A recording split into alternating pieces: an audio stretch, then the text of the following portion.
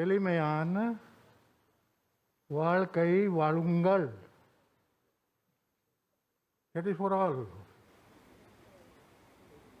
Idu ululai agaturividum.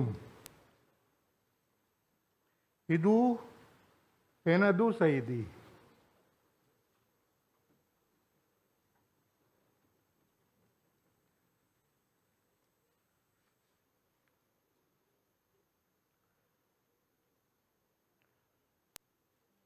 தமிழ இனிமையான மொழி.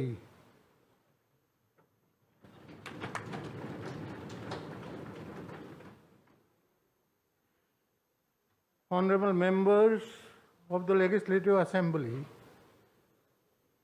Vanakkam. I greet you, the members of the 16th Legislative Assembly,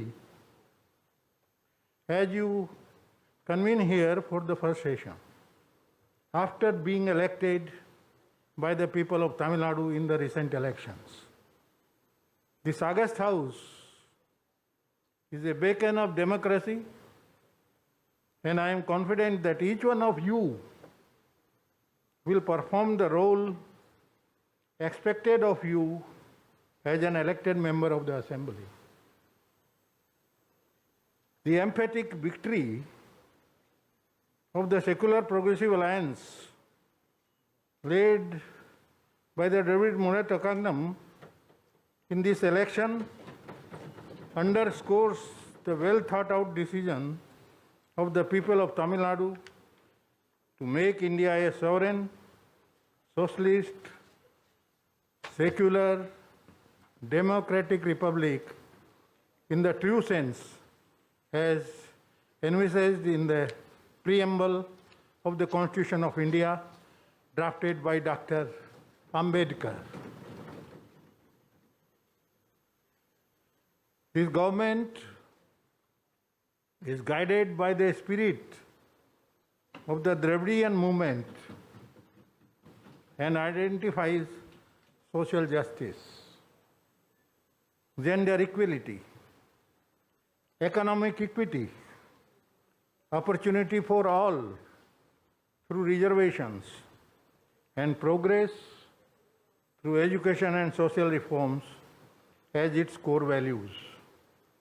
These values will drive every action, every legislation, every scheme, and every initiative of the government. This is a government which always work for each and every person in Tamil Nadu, irrespective of whether they voted in its favor or not. In keeping with its inclusive ethos, this government has consulted with all stakeholders, all sets of public opinion, and all the political parties with a presence in the Legislative Assembly in formulating its response to the COVID pandemic. This government has taken office almost 3 years after passing of the great Dravidian stalwart Muthukumaran Kalaignar, M. Karunanidhi, an unparalleled leader whose career spent 6 decades in this August House. Though he is not with us in person, his values will always guide this government, building upon his unshakable faith in democratic traditions. This government will take all necessary measures to strengthen the foundation of our democracy, which is the lifeblood of any true republic.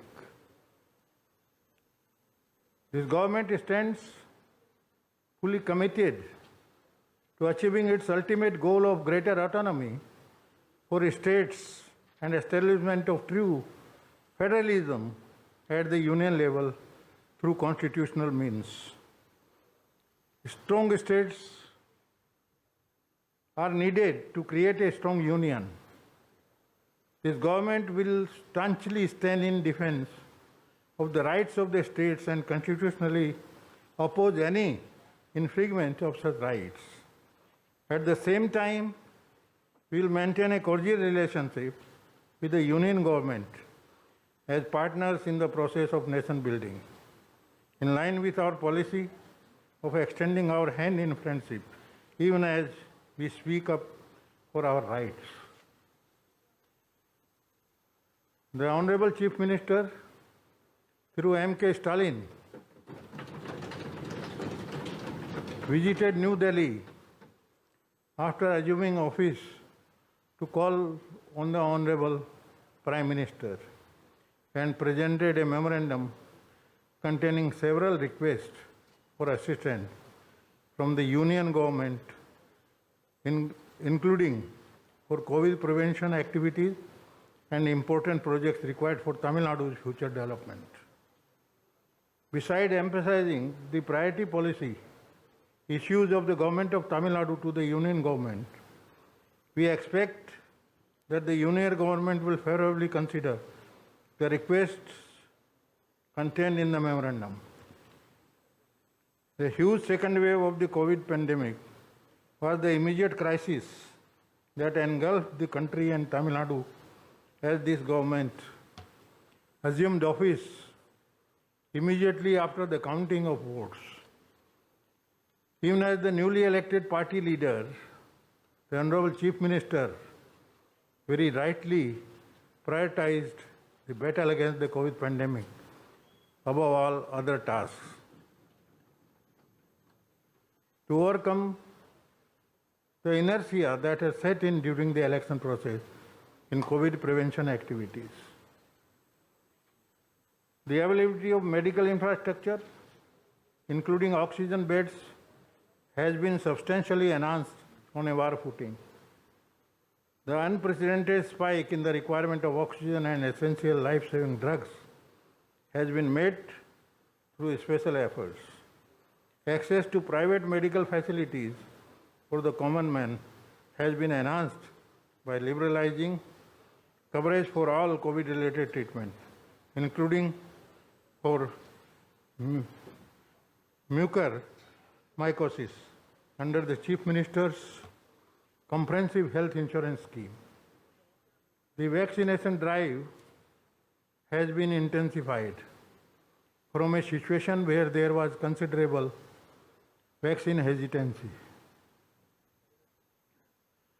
Tamil Nadu's vaccination delivery performance has improved considerably, but the allotment provided by Government of India is proving inadequate. We ask the Government of India to increase the allocation vaccine for Tamil Nadu. Doctors, nurses, other medical personnel, and frontline staff of the COVID battle have been specifically incentivized. The Honorable Chief Minister, who has been continuously inspecting COVID prevention measures in all parts of Tamil Nadu in person, donned a full PPE kit and entered the COVID ward in ESI Hospital, Coimbatore, and enthused the patients undergoing treatment and greatly motivated the doctors and nurses on duty. Additional medical personnel have been mobilized on behalf of the government. I thank and appreciate all the frontline workers for their tireless and selfless efforts in combating the COVID pandemic. The special efforts of the Honorable Chief Minister have galvanized and mobilized all segments of society and even the Tamil diaspora to join the battle against COVID in Tamil Nadu. Corporate entities, small business, traders groups, non-governmental organizations, political parties, artists, and volunteers are working shoulder to shoulder with the government. Machinery in combating the pandemic. So far, 335 crore and 1 lakh rupees have poured in as contributions to the Chief Minister's public relief fund from various quarters. And of this 141 crore, 10 lakh rupees has been immediately and transparently utilized for procurement of the most essential life-saving drugs and medical equipment. A further amount of 50 crore rupees will be allotted for augmenting the supply of liquid medical oxygen to government hospitals and 50 crore for preparatory activities for the anticipated third wave of COVID.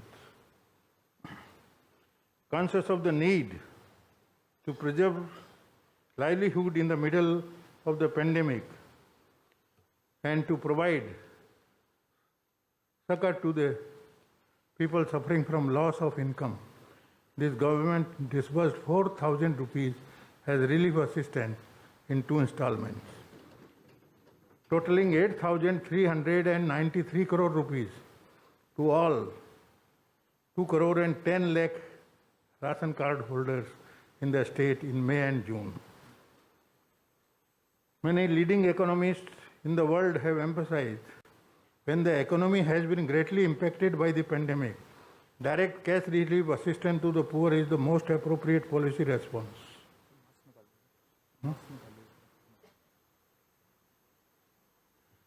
With your permission, I can remove it.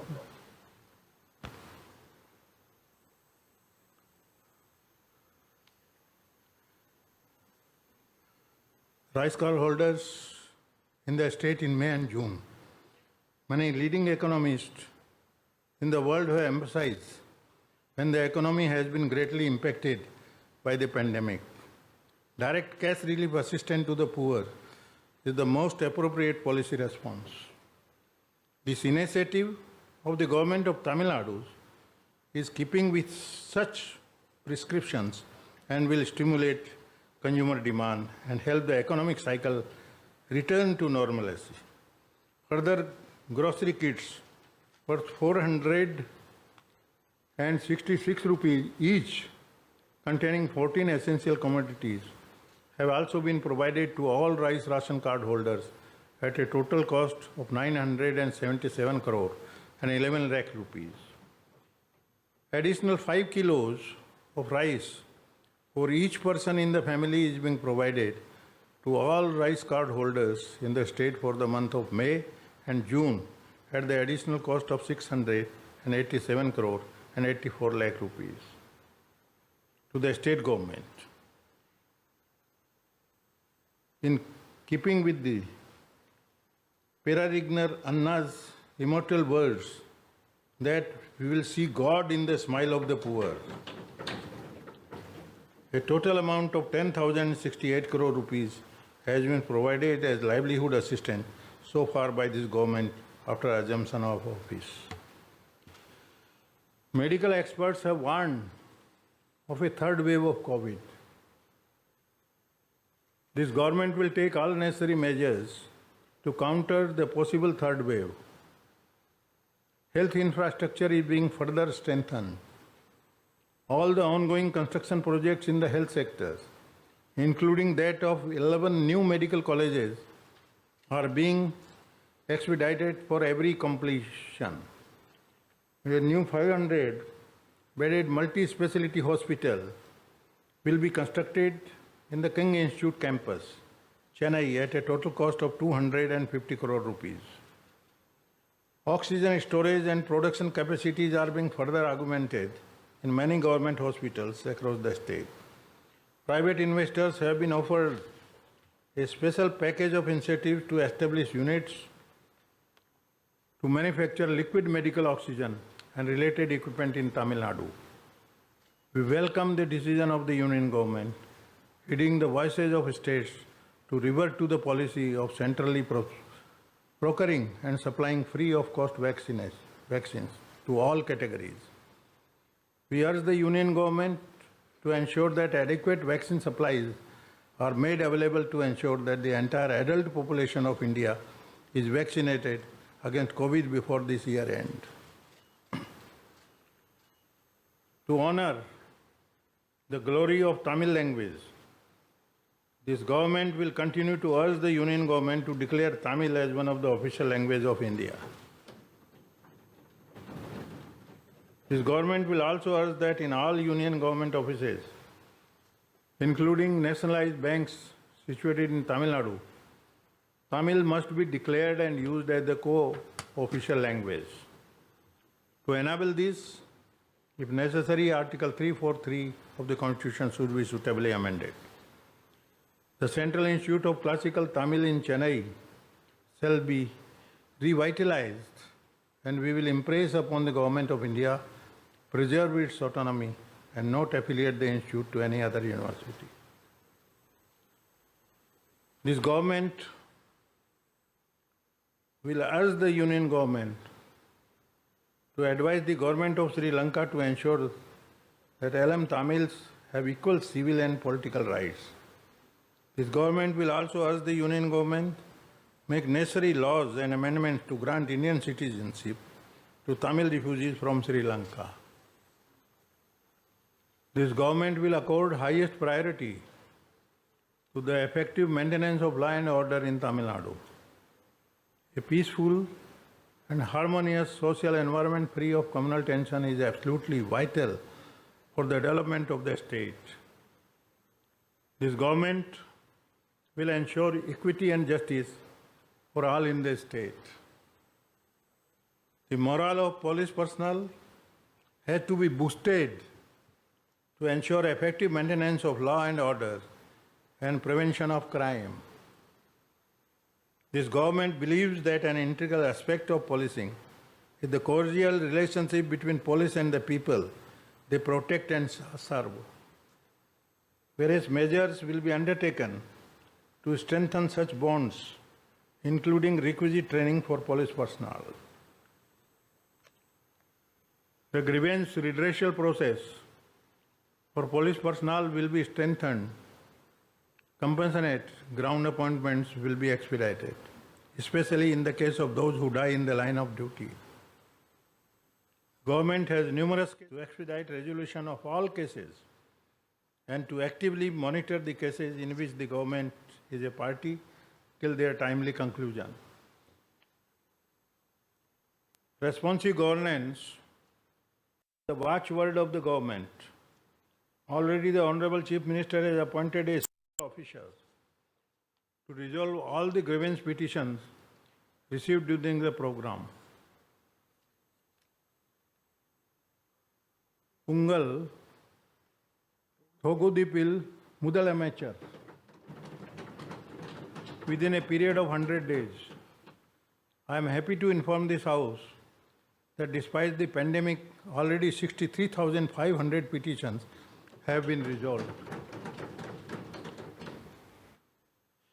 The COVID pandemic had disrupted all sectors and exposed several structural weaknesses in the economy, as well as in governance structures. Such a crisis also provides the motivation and the opportunity for long overdue structural reforms. This government feels the current model of human resources management, backbone data system, and audit and oversight functions need a thorough overhaul. Simplification of methods and process while retaining and enhancing accountability will lead to improved impact for the citizens for every rupee spent by this government. This government will make all efforts to ensure transparency and accountability by promoting e-governance and providing substantially enhanced access to government services through the online mode. Online open access from anywhere will be enabled to ensure anytime, any place services are made available. New technology solutions will be adopted for timely dissemination of information of natural disaster-related news and alert messages to the public. First responders from neighborhoods, including NGOs, will be trained to handle the initial response in disasters and their functioning will be integrated with the functioning of the government machinery in disaster response and management. Providing clean administration is the highest priority. Why you are silent? This is the priority. Providing clean administration is the highest priority. I appreciate. The Lokayukt will be revitalized and empowered to deal with complaints against public authorities, including elected representatives and government officials. The Directorate of Vigilance and Anti-Corruption will be energized and pending complaints dealt with expeditiously. The Right to Services Act will be introduced to streamline the delivery of various public services by government agencies. There can be no social justice when there is high economic inequality and stratification. Inclusive growth is thus the priority of this government. Growth and progress must benefit all of society and not just the top of the economic pyramid. In recent years, we have seen a slowdown in Tamil Nadu's economic growth rate. This government will make all-out efforts to reverse this trend and to serve in a period of rapid economic growth, taking full advantage of the available limited window of the demographic dividend to chart out a rapid and inclusive economic growth path for Tamil Nadu. This government will constitute an economic advisory council to the Chief Minister with leading economic experts from all over the world as its members. They include the Nobel laureate Professor Esther Duflo of the Massachusetts Institute of Technology, USA, Professor Raghuram Rajan, former Governor, Reserve Bank of India, Dr. Arvind Subramaniam, former Chief Economic Advisor to the Government of India, Professor Jean Drèze, Development Economist, and Dr. S. Narayan, former Union Finance Secretary. Based on the recommendations of this Council, the government will revitalize the state's economy and ensure the benefits of economic growth reach all segments of the society. The fiscal health of the state is a cause for concern, and this government will focus on improving the fiscal position and bringing down the overall debt burden. As a first step, a report detailing the true state of Tamil Nadu's finances will be released in the month of July, so that the people of Tamil Nadu are fully informed. This government believes that accurate data should support all decision making, especially for decisions that allocate scarce resources among competing claims. Data-based decision making will also increase the transparency of the government's functioning in the eyes of citizens. Projects will be undertaken on the same basis, including some funded by international financial institutions. Farmers are the backbone of the country. In recognition of their role and importance, this government has renamed the Department of Agriculture as the Department of Agriculture and Farmers' Welfare. The emphasis will be on new technologies, new method of cultivation, and modernizing agriculture with the active participation of farmers, producers group. Ulavar, Nal Sangam, and experts. To increase farmers' income, allied activities like animal husbandry, value-added farming, organic farming, cultivation of horticulture crop will be promoted.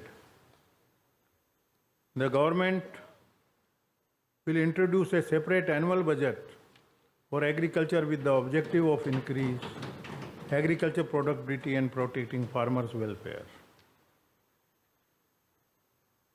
Ulavar Sanghas, established by late Honorable Chief Minister Kalainer, will be revitalized And more such farmers markets will be established in the state. To protect farmers' rural market will be created under government supervision. The initiatives of supplying vegetables and fruits to people at their doorstep in vehicles during the COVID lockdown period was well received and will be continued and expanded. This government will take all steps to achieve the target of 125 lakh metric tons of food grain production during 2021-22. This year, water for Kuruvai cultivation in the Kaveri Delta has been released as scheduled on 12th June, desilting a length of 4,061 kilometers of channels has been taken up and is being completed on a war footing to ensure that water reaches the tail end areas. Management of water resources is of crucial importance to a water deficient state like Tamil Nadu. Hence, a separate ministry for water resource has been established. New legislation to regulate groundwater use will be enacted to protect the interest of farmers and common people dependent on groundwater. The energy and enthusiasm of the youth will be harnessed to restore and conserve water bodies across Tamil Nadu. This government will strive hard to protect Tamil Nadu's interests in interstate river waters issue. We strongly urge the Union government to reject the Meke Datu project proposed by Karnataka, which is in violation of the judgment of the Honorable Supreme Court. This government will request the government of Kerala and the Union government quickly accord the requisite clearances for carrying out the remaining work of the strengthening Mullai Periyar Dam. This government is committed to expedite Kaveri Gundaru Link project, which was commenced on 9th February 2009 by the late Honorable Chief Minister Kalainer, with the foundation stone laying for the Kattalai barrage across the Kaveri at Mayanur between Karur and Tiruchirappalli. This government is committed to complete the Athikadau Avinasi scheme under the Parambikulam LIR agreement. Kerala has completed the construction of the Idamalayaru Dam. As a follow-up, this government will initiate talks with the government of Kerala to construct the Annamalayar Dam. This government will protect the interest of our fishing community, including taking up the issue of retrieval of Kachethu with the government of India. This government will urge the Union government to devise a permanent solution to repeated instances of assault, arrest, and even loss of life of fishermen from Tamil Nadu at the hands of Sri Lankan Navy. This government will call upon the government of India to constitute a national commission for the welfare of fishermen to look into all aspects relating to the welfare of marine and inland fishermen.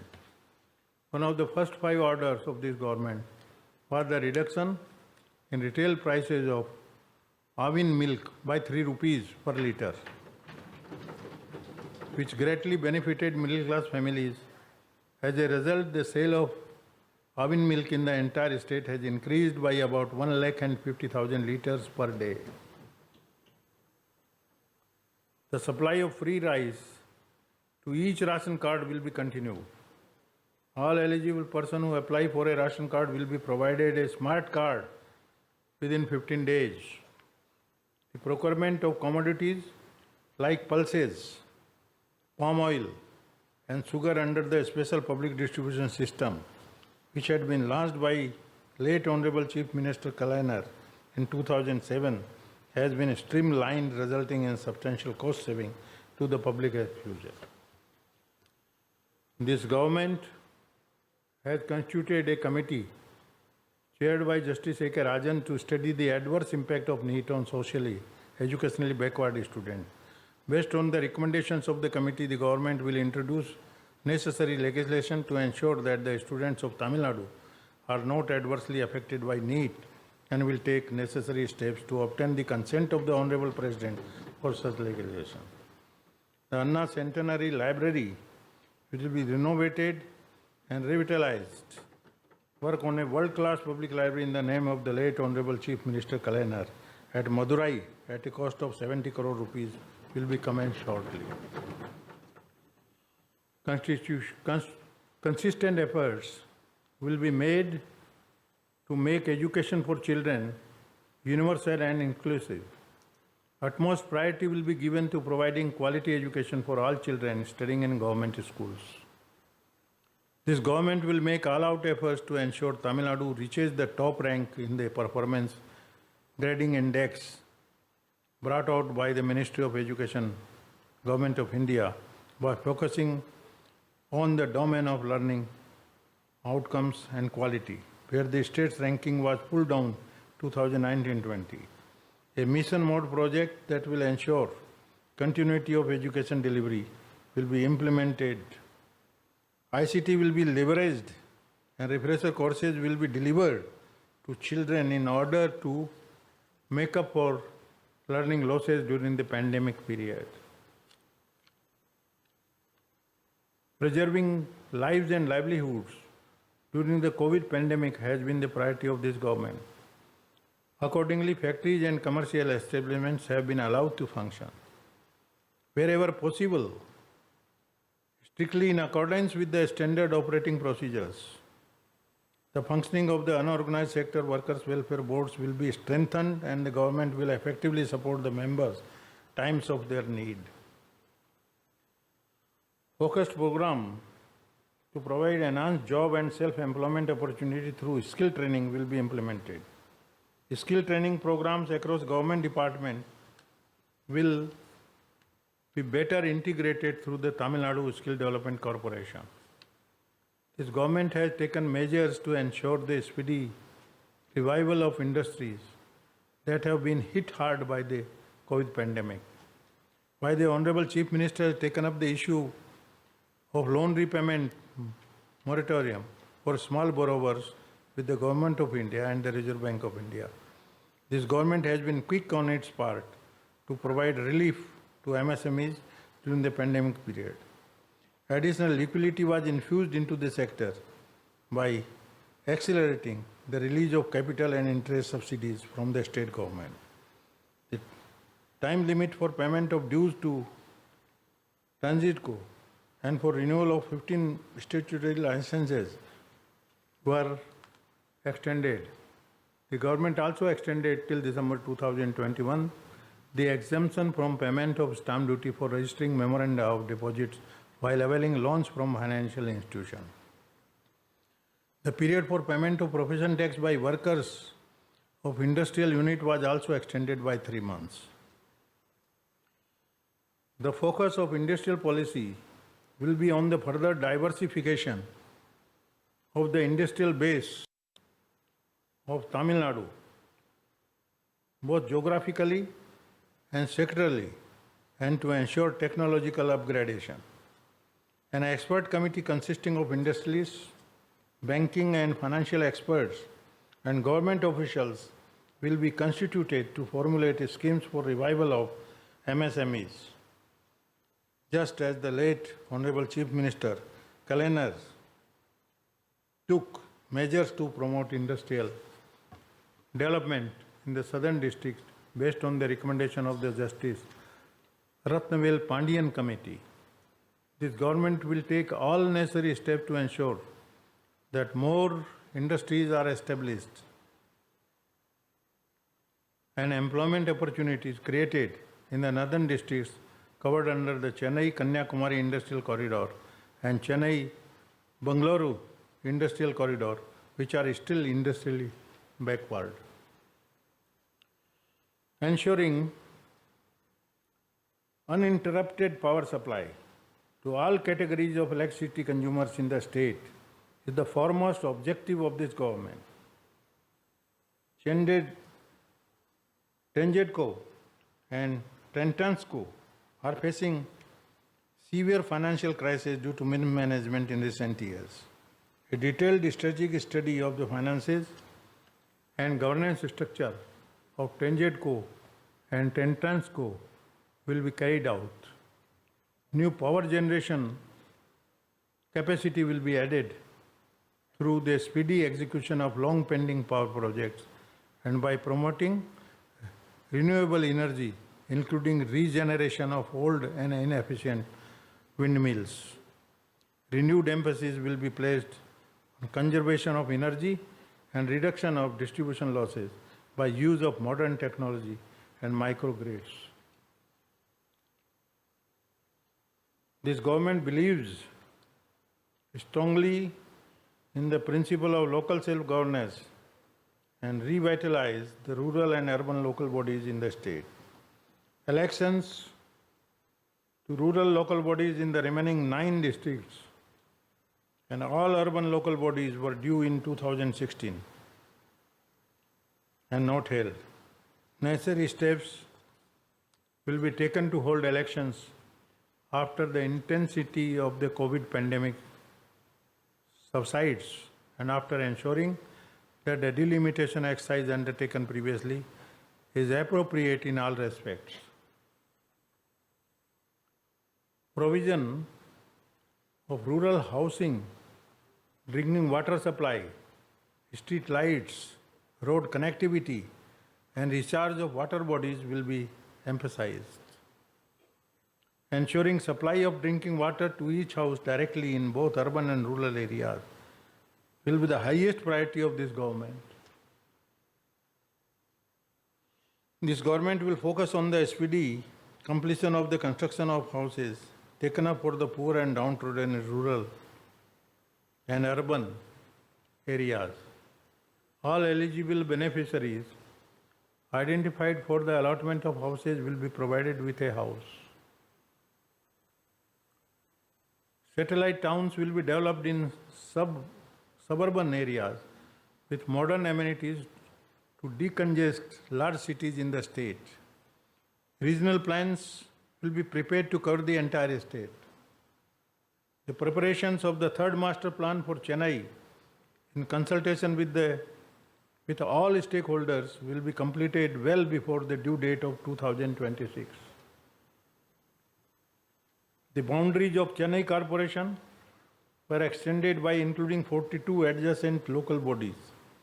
There are still gaps in the basic infrastructure in those added areas, which will be addressed when the Honorable Chief Minister was the Mayor of Chennai Corporation. Several steps were taken to create Singara Chennai.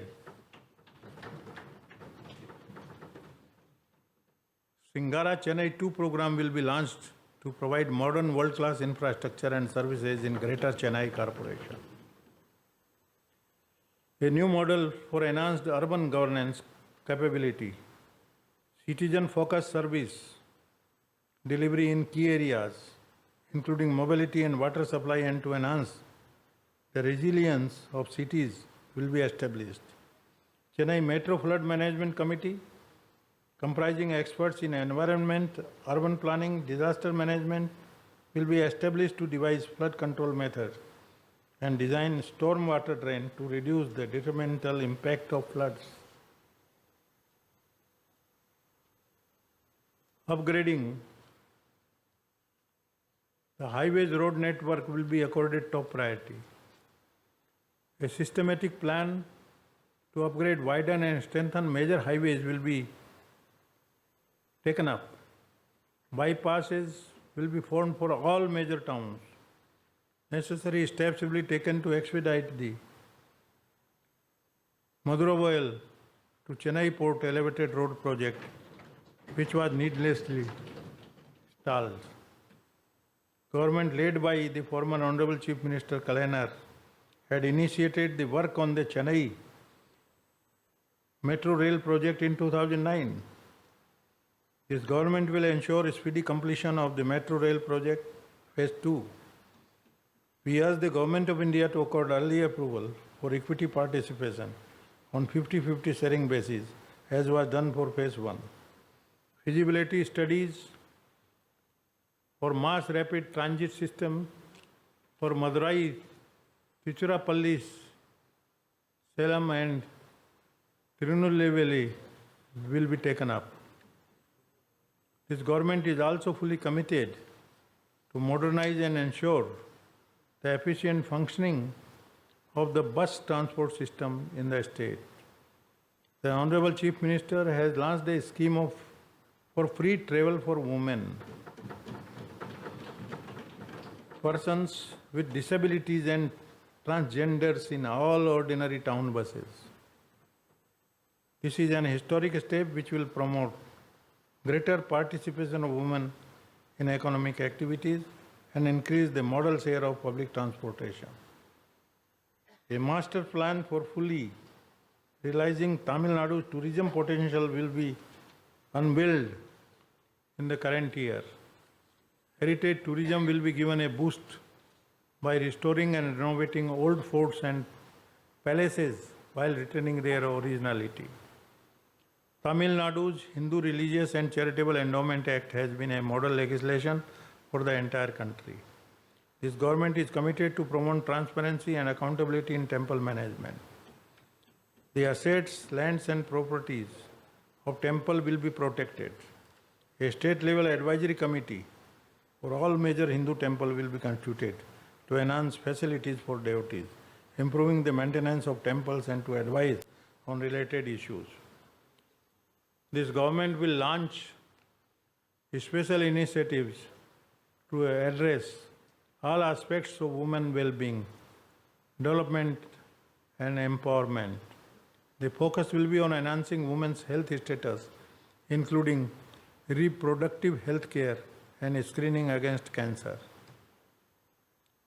Safety of women from harassment in the workplace, protection against cyber crime, and prevention of domestic violence will be prioritized.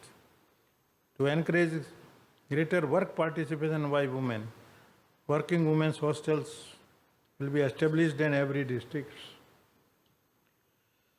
The self-help group movement in Tamil Nadu will be revitalized through convergence and comprehensive financial inclusion efforts. The SSG bank credit linkage will be further strengthened to increase the economic activity of this group. This government will enhance marketing linkages, including through e-commerce for products made by SSGs. Due to immortal words of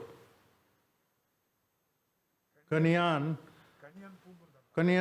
Pungdranar, Yadum Are Yaburam Yavarum Keler, we welcome people from all parts of India and indeed the world to come join a vibrant community. At the same time, this government will ensure that native Tamils, especially those that have studied in Tamil medium and government schools, are given priority in recruitment for government posts. The requisite changes to undo past orders which are contrary to this intent will be undertaken at the earliest. This government will urge the union government to ensure that people from Tamil Nadu are given priority in appointment in Government of India offices and public sector undertaking in Tamil Nadu. This government will always strive to preserve the ideals of social justice and to secure the advancement of socially and educationally backward classes. The reservation policy of Tamil Nadu is now 100 years old and it stood the test of time, delivering true social justice. The 69% reservation currently available in Tamil Nadu will be continued and protected. This government will urge the Government of India to remove the income criteria for determining the creamy layer for the union government's OBC reservation and in the interim to raise the current income limit of 8 lakh rupees to 25 lakh rupees. This government will also ensure that the authority of the state government to determine the backwardness of different communities is not compromised in any way. backlog of unfilled vacancies intended for Adi Dravidas and scheduled tribes in government jobs will be filled through a special recruitment drive. The process of issuing scheduled tribe certificates will be simplified and expedited. Modern solid and liquid waste management technologies and equipment will be fully deployed to ensure a safe and hygienic working environment for sanitary workers. This government will act on the basis of the Structure Committee recommendations and more effectively implement schemes for educational advancement, economic empowerment, greater access, housing for minorities. The land of the Waqf Board will be protected through necessary administrative and legal action. The Honorable Chief Minister has retained the portfolio of the welfare of the differently abled with himself, indicating the importance this government accords to ensuring the welfare of this most vulnerable group. The provision of the Rights of Persons with Disabilities Act 2016 will be implemented with greater effectiveness. The Department of Differently Abled Welfare will be significantly strengthened with greater field presence to ensure benefits of various care, rehabilitation and support programs reach the differently abled. The late Honorable Chief Minister Kalainer coined the term Thiru Nangai for transgender for the first time in 2008. He established the Thiru Nangai Welfare Board and implemented welfare schemes through the board. In order to improve the lives and livelihood of Thiru Nangai, skill training will be provided for increasing job opportunities and self-employment activities. Pursuit of sports and games improves physical and mental well-being of individuals and society. High performance, coaching, cash incentives, travel expenses for participation in competition would be provided for the athletes from the state, enable them to win more medals in Olympics and other international competitions. Recruitment of a sport person and a sports quota in government department will be effectively implemented. This government fully recognizes the important role government officials play in ensuring that the benefits of government scheme reach the people. This government will ensure that the welfare of government officials and pensioners is fully protected. The new health insurance scheme for government officials and pensioners will be implemented with substantially enhanced benefits. The government is determined to overcome all the challenges it faces and provide effective governance and rekindle economic growth in the state across all sectors. Ultimately, this government would govern for the people and ensure that the benefits of social justice and economic development reach all segments of society. In this address, I have outlined various policy initiatives that the government intends to implement in furtherance of the promises that have been made to the people of the state. More such initiatives will be outlined in the ensuing budget as well. People of this state have voted each one of you to this August House with very high expectations. I have no doubt that all of you will work hard to fulfill these expectations and will constructively contribute to democratic debate, discussion and interpellation in keeping with the great traditions of the Tamil Nadu Legislative Assembly. This government will be driven by the fundamental principle of social justice, everything for everyone, and will serve as a government for all. This will be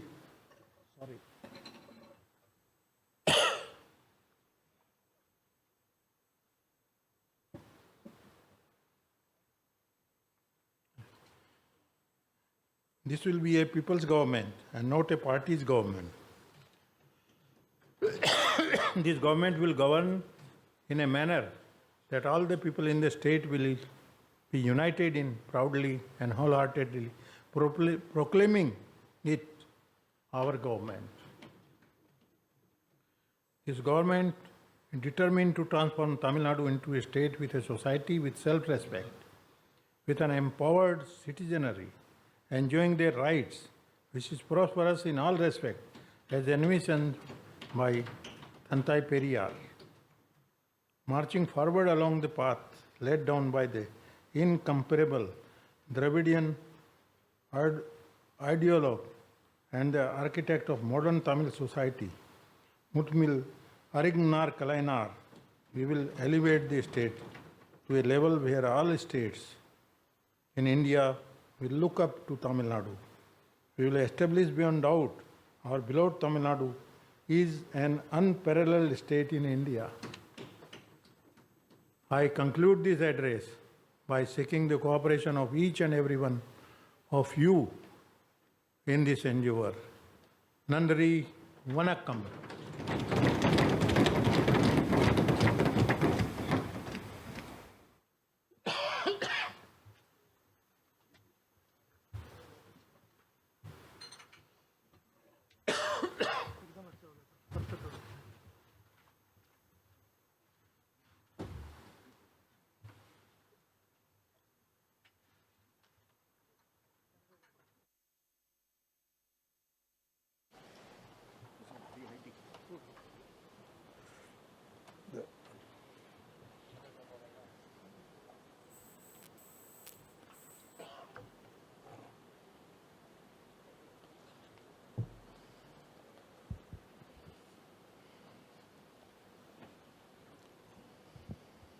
மாண்புமிகு சட்டமன்ற பேரவை உறுப்பினர்களே வணக்கம்.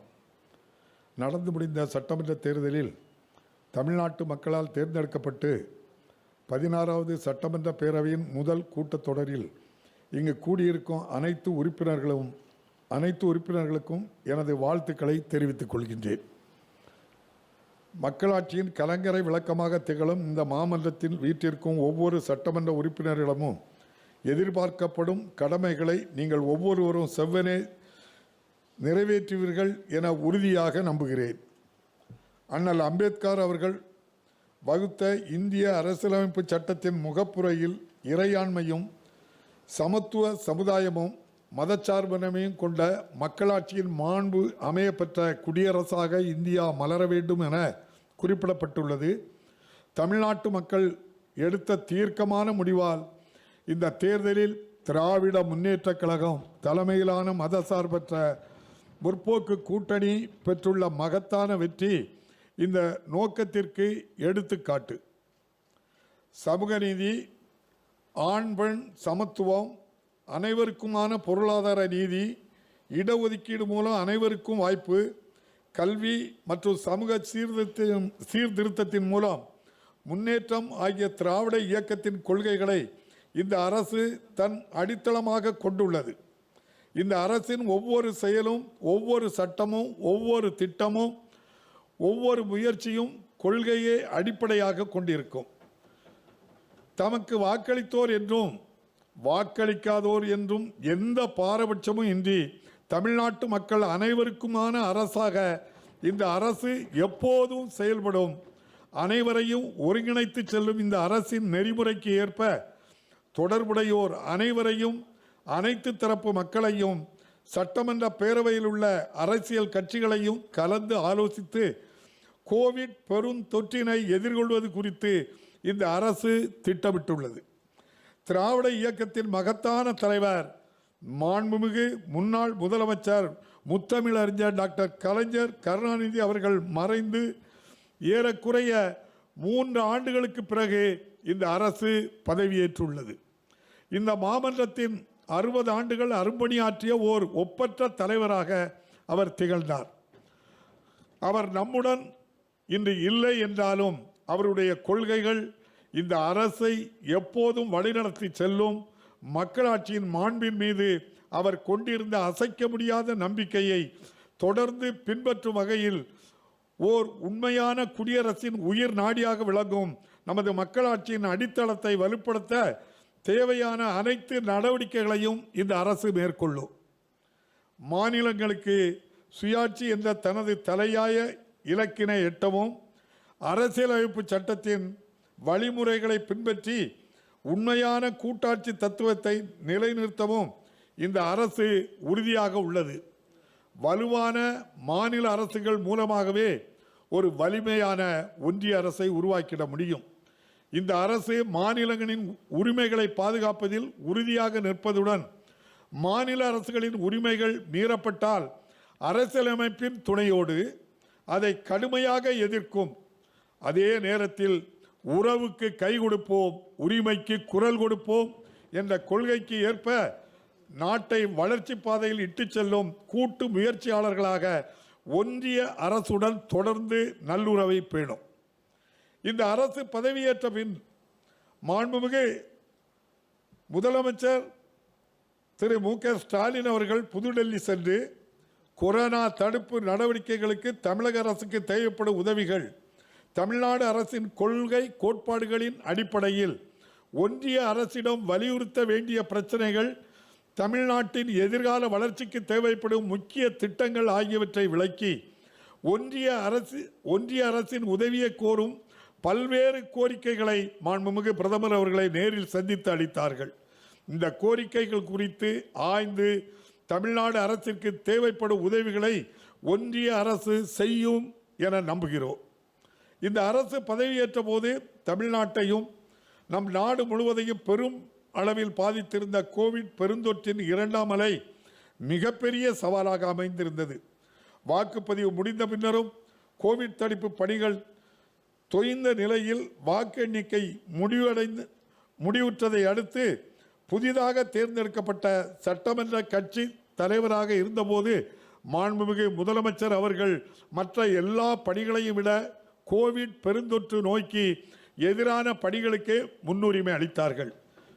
Oxygen வசதி கொண்ட படுக்கைகள் உள்ளிட்ட மருத்துவ கட்டமைப்பு வசதிகள் போர்க்கால அடிப்படையில் கணிசமாக உயர்த்தப்பட்டன. முன் எப்போதும் இல்லாத அளவிற்கு அதிகரித்த ஆக்சிஜன் மற்றும் உயிர்காக்கும் மருந்துகளின் தேவையையும் சிறப்பு நடவடிக்கைகள் மூலம் இந்த அரசு நிறைவு செய்துள்ளது. முதலமைச்சரின் விரிவான மருத்துவ காப்பீடு திட்டத்தின் கீழ் காப்பீடு பெறப்படும் மருத்துவ சிகிச்சைகளை விரிவுபடுத்தி ஏழை மக்கள் தனியார் மருத்துவமனைகளிலும் கருப்பு பூஞ்சை தாக்கம் உள்ளிட்ட கோவிட் நோய்க்கான அனைத்து சிகிச்சைகளையும் பெறுவதற்கு வழிவகை செய்யப்பட்டுள்ளது. தடுப்பூசி போடும் பணிகள் தீவிரப்படுத்தப்பட்டுள்ளன. தடுப்பூசி போட்டுக்கொள்ள மக்களிடையே தயக்க இருந்த சூழ்நிலையை அறவே மாறி தற்போது தமிழ்நாட்டில் தடுப்பூசி போடும் மக்களின் எண்ணிக்கை கணிசமாக உயர்ந்துள்ளது. ஆனால் ஒன்றிய அரசால் வழங்கப்படும் தடுப்பூசியின் ஒதுக்கீடு போதுமானதாக இல்லை.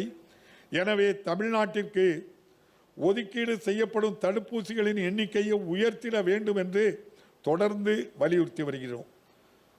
கோவிட் பெருந்தொற்றிற்கு எதிரான போரில் ஈடுபட்டுள்ள மருத்துவர்கள், செவிலியர்கள் உள்ளிட்ட மருத்துவ பணியாளர்கள் மற்றும் முன்கள பணியாளர்கள் பல்வேறு வகையில் ஊக்கப்படுத்தப்பட்டுள்ளனர். தமிழகமெங்கும் நடைபெறும் கொரோனா தடுப்பு பணிகளை தொடர்ந்து நேரில் சென்று ஆய்வு செய்து வரும் மாண்புமிகு முதலமைச்சர் அவர்கள் கோவை இஎஸ்ஐ மருத்துவமனையில் உள்ள முழு உடல் கவசம் அணிந்து கொரோனா சிகிச்சை பிரிவிற்கே நேரில் சென்று அங்கு சிகிச்சை பெறும் கொரோனா நோயாளிகளிடம் நலம் விசாரித்து அங்கு பணிபுரியும் மருத்துவர்களையும் செவிலியர்களையும் ஊக்கப்படுத்தினார்கள். கூடுதல் மருத்துவ பணியாளர்களும் நியமிக்கப்பட்டுள்ளனர். கோவிட் பெருந்தொற்று பரவலை எதிர்கொள்வதில் அயராமலும் தன்னலம் கருதாமலும் பணிபுரியும் முன்கள பணியாளர்கள் அனைவருக்கும் அரசின் சார்பில் எனது நன்றியையும் பாராட்டுகளையும் தெரிவித்துக் கொள்கிறேன். மாண்புமிகு முதலமைச்சர் அவர்களின் சிறப்பான முயற்சியினால் கோவிட் பெருந்தொற்று பரவலுக்கு எதிரான போரில் சமுதாயத்தின் அனைத்து பிரிவினரும், புலம்பெயர் சமுதாயத்தினரும், தமிழர் சமுதாயத்தினரும் ஊக்கத்துடன் ஒன்று திரண்டுள்ளனர். பெரு நிறுவனங்கள், சிறுதொழில் நிறுவனங்கள், வணிகர் சங்கங்கள், அரசு சாரா தொண்டமைப்புகள், அரசியல் கட்சிகள், கலைத்துறையினர், தன்னார்வலர்கள் என அனைவரும் கோவிட் பெருந்தொற்றை எதிர்கொள்வதில் இந்த அரசுடன் தோளோடு தோளாக நின்று செயல்படுகின்றனர். இதுவரை முதலமைச்சர் பொது நிவாரண நிதிக்கு 335.01 கோடி ரூபாய் நிதியுதவி பல்வேறு தரப்பில் குவிந்துள்ளது. இத்தொகையில் 141 கோடியே 10 லட்சம் ரூபாய் உடனடியாகவும் வெளிப்படையாகவும் உயிர்காக்கும் மருந்துகளையும் கருவிகளையும் கொள்முதல் செய்வதற்கு பயன்படுத்தப்பட்டுள்ள நிலையில் அரசு மருத்துவமனையில் திரவ மருத்துவ ஆக்சிஜன் வழங்குவதற்காக 50 கோடி ரூபாய், கோவிட் பெருந்தொற்றின் மூன்றாம் அலை தொடர்பான முன்னேற்பாடு நடவடிக்கைகளுக்கு ரூபாய் 50 கோடியும் ஒதுக்கப்படும். பெருந்தொற்று பரவல் சூழலில் மக்களின் வாழ்வாதாரம் பாதுகாக்கப்பட வேண்டியதின் அவசியத்தையும் வருமானமின்றி பாதிக்கப்பட்டுள்ள மக்களுக்கு உதவி வழங்க வேண்டும் என்பதையும் உணர்ந்துள்ள இந்த அரசு மாநிலத்தில் உள்ள 2.1 கோடி அரிசி குடும்ப அட்டைதாரர்களுக்கு ரூபாய் 4000 ரூபாய் நிவாரணத் தொகையை 2 தவணைகளாக மொத்தம் 8,393 கோடி ரூபாய் நிதி உதவியை மே, ஜூன் மாதங்களில் வழங்கியுள்ளது. உலகின் தலைசிறந்த பொருளாதார நிபுணர்கள் பலரும் பொருளாதாரம் பெருமளவில் பாதிக்கப்பட்டுள்ள இப்பேரிடர் காலத்தில் ஏழை எளியோருக்கு நேரடியாக நிவாரணத் தொகை வழங்குவதே சரியான நடவடிக்கை என வலியுறுத்தி வரும் நிலையில் அதை ஒட்டியே தமிழக அரசும் இந்த திட்டத்தை செயல்படுத்தியுள்ளது. நுகர்வோர் தேவையை ஊக்குவிக்கும் பொருளாதார சுழற்சி இயல்பு நிலைக்கு திரும்பிடவும் இது உதவும். இது தவிர 466 ரூபாய் மதிப்பிலான 14 வகையான அத்தியாவசிய மளிகை பொருட்கள் அடங்கிய தொகுப்புகளும் 977.11 கோடி ரூபாய் செலவில் அனைத்து அரிசி அட்டைதாரர்களுக்கும் வழங்கப்பட்டு வருகின்றன. மேலும் மே, ஜூன் மாதங்களுக்கு மாநிலத்தில் உள்ள அனைத்து அரிசி குடும்ப அட்டைதாரர்களின் குடும்பத்தில் உள்ள ஒவ்வொரு நபருக்கும் கூடுதலாக 5 கிலோ அரிசி வழங்கப்பட்டு வருகிறது. இதனால் மாநில அரசுக்கு கூடுதலாக 687.84 கோடி ரூபாய் செலவு ஏற்படும். ஏழையின் சிரிப்பில் இறைவனை காண்போம் என்று பேரறிஞர் அண்ணாவின் கொள்கையை மனதில் கொண்டு செயல்படும் இந்த அரசு கொரோனாவால் பாதிக்கப்பட்டவர்களுக்கு வாழ்வாதார உதவியாக மொத்தம் ரூபாய் 10,068 கோடியை இந்த அரசு பதவியேற்றது முதல் வழங்கியுள்ளது. மேலும் கோவிட் பெருந்தொற்றின் 3ஆம் அலை ஏற்பட வாய்ப்புள்ளது என மருத்துவ வல்லுநர்கள் எச்சரித்துள்ள நிலையில் இதை சமாளிப்பதற்கான அனைத்து நடவடிக்கைகளையும் இந்த அரசு மேற்கொள்ளும். அதற்கேற்ப மருத்துவ கட்டமைப்பு வசதிகள் மேலும் வலுப்படுத்தப்பட்டு வருகின்றன. 11 புதிய மருத்துவக் கல்லூரிகளை அமைப்பது உள்ளிட்ட மருத்துவத் துறையில் நடைபெற்று வரும் அனைத்து கட்டுமான பணிகளும் விரைந்து முடிக்கப்பட்டு வருகின்றன. சென்னை கிங் மருத்துவமனை வளாகத்தில் 250 கோடி ரூபாய் மதிப்பீட்டில் 500 படுக்கை வசதிகள் கொண்ட புதிய பன்னோக்கு சிறப்பு மருத்துவமனை கட்டப்பட உள்ளது. மாநிலத்தில் உள்ள பல அரசு மருத்துவமனைகளில் ஆக்சிஜன் சேமிப்பு உற்பத்தி திறனும் மேலும் அதிகரிக்கப்பட்டு வருகின்றன. திரவ மருத்துவ ஆக்சிஜனையும் அது தொடர்புடைய கருவிகளையும் தயாரிக்கும் தொழிற்சாலைகளை தமிழ்நாட்டில் நிறுவுவதற்கு தனியார் முதலீட்டாளர்களுக்கு சிறப்பு தொகுப்பு சலுகைகளை இந்த அரசு வழங்குகின்றது. மாநிலங்களின் கோரிக்கைகளுக்கு செய்யுமெடுத்து தேசிய அளவில் தடுப்பூசிகளை கொள்முதல் செய்து அனைவருக்கும் இலவசமாக வழங்கும் கொள்கையை மீண்டும் ஏற்றுக்கொண்ட ஒன்றிய அரசின் முடிவை இந்த அரசு வரவேற்கிறது. இந்த ஆண்டு இறுதிக்குள்ளாக நாட்டில் உள்ள 18 வயதுக்கு மேற்பட்ட அனைத்து மக்களுக்கும் கோவிட் பெருந்தொற்றுக்கு எதிரான தடுப்பூசியை வழங்குவதற்காக போதிய அளவில் தடுப்பூசி கிடைப்பதை உறுதி செய்யுமாறு இந்த அரசு ஒன்றிய அரசை வலியுறுத்தி வருகின்றது. தமிழ் மொழியின் பெருமை அனைத்து ஒன்றிய அரசு அலுவலகங்களிலும் தமிழ் மொழி இணை அலுவல் மொழியாக பயன்படுத்த வேண்டும் என்றும் இதற்காக அரசியலமைப்பு சட்டத்தின் பிரிவு 343 உரிய திருத்தங்களை மேற்கொள்ளவும் ஒன்றிய அரசை வலியுறுத்தும். சென்னையில் உள்ள செம்மொழி தமிழாய்வு மத்திய நிறுவனத்திற்கு புத்துயிர் அளிக்கப்படும். இந்த நிறுவனத்தை வேறு எந்த பல்கலைக்கழகத்துடன் இணைக்காமல் அதன் தன்னாட்சி நிலை பாதுகாக்கப்பட வேண்டும் என்றும் ஒன்றிய அரசை இந்த அரசு வலியுறுத்தும். ஈழத் தமிழர்களுக்கு சம குடிமைசார் மற்றும் அரசியல் உரிமைகளை உறுதி செய்திட இலங்கை அரசை அறிவுறுத்துமாறு ஒன்றிய அரசு வலியுறுத்தப்படும். இலங்கை தமிழ் அகதிகளுக்கு இந்திய குடியுரிமை வழங்க தேவையான சட்டங்களையும் சட்ட திருத்தங்களையும் மேற்கொள்ளுமாறும் இந்த அரசு ஒன்றிய அரசை வற்புறுத்தும். தமிழ்நாட்டில் சட்டம் ஒழுங்கை நிலைநாட்டுவதற்கு இந்த அரசு உயர் முன்னுரிமை அளிக்கும். ஜாதி மத பிரச்சனைகள் இல்லாத அமைதியான இணக்கமான சமூக சூழல் என்பது மாநிலத்தின் வளர்ச்சிக்கு முற்றிலும் இன்றியமையாதது. மேலும் மாநிலத்தில் உள்ள அனைத்து தரப்பு மக்களுக்கும் சமத்துவத்தையும் நீதியையும் இந்த அரசு உறுதிப்படுத்தும்.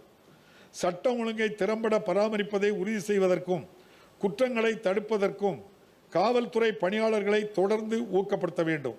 இந்த வகையில் காவல்துறையினருக்கும் அவர்கள் பாதுகாத்து சேவையாற்றும் மக்களுக்கும் இடையிலான நல்லுறவே காவல் பணியின் இன்றியமையாத குறிக்கோள் என்று இந்த அரசு நம்புகிறது. இத்தகைய நல்லுறவை மேலும் வலுப்படுத்துவதற்காக காவல்துறையினருக்கு தேவையான பயிற்சி உள்ளிட்ட பல்வேறு நடவடிக்கைகள் மேற்கொள்ளப்படும். காவல்துறை பணியாளர்களின் குறை தீர்க்கும் செயல்முறைகள் வலுப்படுத்தப்படும். கருணை அடிப்படையிலான நியமனங்கள், குறிப்பாக பணிக்காலத்தில் இறந்தவர்களின் குடும்பத்தினருக்கான நியமனங்கள் விரைவுபடுத்தப்படும். அரசின் வருவாய் மற்றும் செலவினங்களை பெருமளவில் பாதிக்கக்கூடிய எண்ணற்ற அரசு வழக்குகள் பல்வேறு நிலைகளில் நிலுவையில் உள்ளன. அனைத்து வழக்குகளுக்கும் விரைவாக தீர்வு காண்பதற்கும் உரிய காலகட்டத்தில் முடிவு எட்டப்படும் வரை அரசு ஒரு தரப்பாக உள்ள வழக்குகளை முனைப்புடன் கண்காணிப்பதற்கும் புதிய மேலாண்மை அமைப்புகளை நடைமுறைகளையும் இந்த அரசு உருவாக்கும். பரிவுள்ள ஆளுமை என்பது இந்த அரசின் முக்கிய கோட்பாடாகும். உங்கள் தொகுதியில் முதலமைச்சர் என்ற திட்டத்தின் கீழ் பெறப்படும் அனைத்து மனுக்கள் மீதும் 100 நாட்களுக்குள் தீர்வு காண்பதற்காக மாண்புமிகு முதலமைச்சர் அவர்கள் ஏற்கனவே சிறப்பு அலுவலர் ஒருவரை நியமித்துள்ளார். இத்திட்டத்தின் கீழ் பெறப்பட்ட மனுக்களில் பெருந்தொற்று பரவல் காலத்திலும் இதுவரை 63,500 மனுக்களுக்கு தீர்வு காணப்பட்டுள்ளது என்பதை இந்த அவைக்கு தெரியப்படுத்தி மகிழ்ச்சி அடைகிறேன். கோவிட் பெருந்தொற்று அனைத்து துறைகளின் செயல்பாடுகளையும் பாதித்துள்ளதோடு பொருளாதாரத்திலும் நிர்வாக அமைப்புகளிலும் உள்ள பலவீனங்களையும் வெளிப்படுத்தியுள்ளது. அதே வேளையில் நீண்ட காலமாக நிலுவையில் உள்ள அமைப்பு சார்ந்த சீர்திருத்தங்களை மேற்கொள்வதற்கான ஊக்கத்தையும் வாய்ப்பையும் இத்தகைய நிகழ்வுகள் ஏற்படுத்தியுள்ளன. தற்போது மனிதவள மேலாண்மைக்கான அமைப்பு முறை, மிக முக்கியமான தரவு அமைப்புகள், தணிக்கை, கண்காணிப்பு செயல்பாடுகள் ஆகியவை முழுவதுமாக சீர் செய்யப்பட வேண்டுமென இந்த அரசு கருதுகிறது.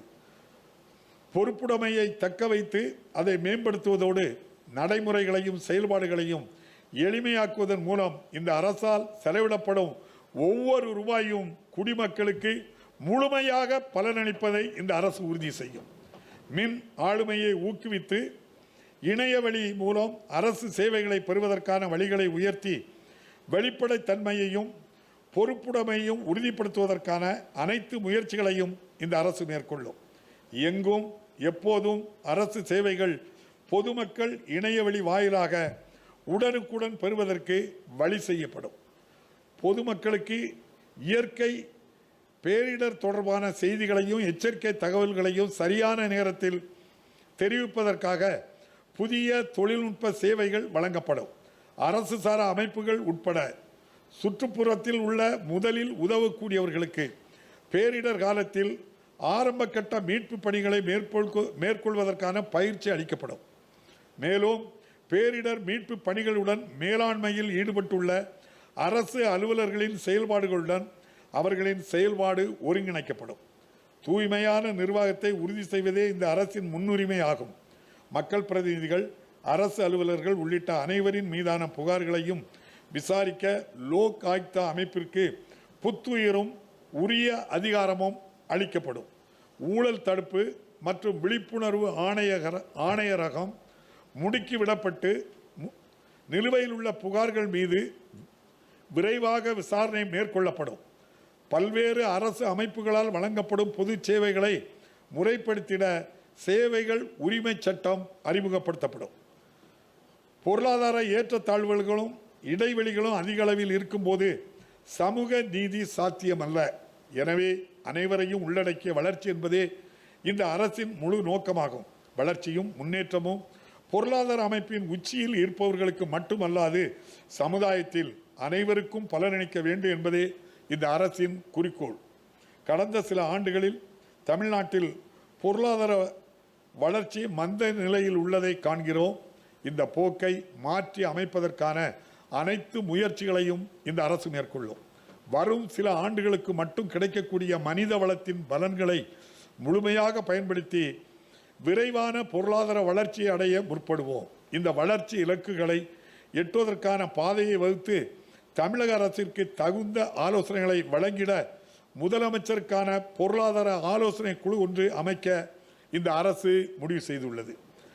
அமெரிக்காவின் மசாசூசெட்ஸ் தொழில்நுட்ப கழகத்தின் பேராசிரியரும் நோபல் பரிசு பெற்றவருமான எஸ்தர் டஃபாலோ, இந்திய ரிசர்வ் வங்கியின் முன்னாள் ஆளுநர் பேராசிரியர் ரகுராம் ராஜன், ஒன்றிய அரசின் முன்னாள் தலைமை பொருளாதார ஆலோசகர் டாக்டர் அரவிந்த் சுப்பிரமணியன், பொருளாதார நிபுணர் பேராசிரியர் ஜான் ட்ரீஸ், முன்னாள் ஒன்றிய நிதி செயலாளரான டாக்டர் எஸ் நாராயணன் ஆகிய உலகின் தலைசிறந்த பொருளாதார அறிஞர்கள் இந்த குழுவில் உறுப்பினர்களாக இருப்பார்கள். இக்குழுவின் பரிந்துரைகளின் அடிப்படையில் மாநிலத்தின் பொருளாதாரத்தை மீண்டும் எழுச்சி பெற செய்து பொருளாதார வளர்ச்சியின் பயன்கள் அனைத்து தரப்பினரையும் சென்றடைவதற்கு இந்த அரசு உறுதி செய்யும். தமிழ்நாட்டின் நிதிநிலை கவலைக்குரியதாக இருக்கும் சூழ்நிலையில் மாநிலத்தின் நிதிநிலையை மேம்படுத்துவது இந்த அரசின் தலையாய கடமையாகும்.